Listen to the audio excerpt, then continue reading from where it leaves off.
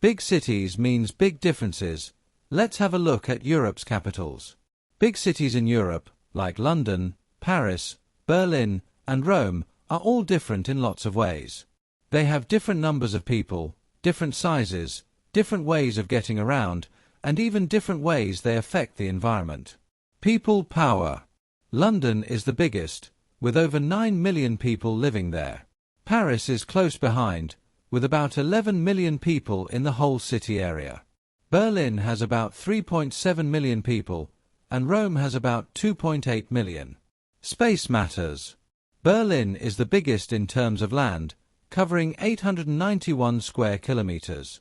Paris is much smaller, covering only 105 square kilometers.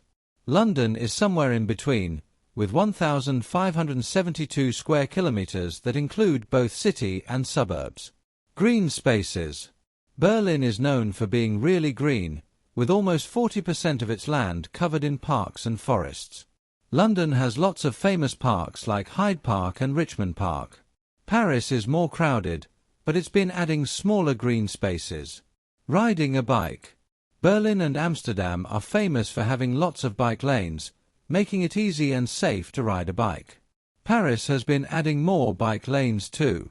Rome, however, doesn't have many safe bike paths. The environment. London and Paris produce more CO2 because they have more people and industries. But both cities are trying to be greener.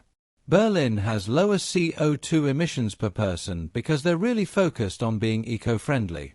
Rome uses the most water, partly because some of its water pipes are old and leak. Different priorities.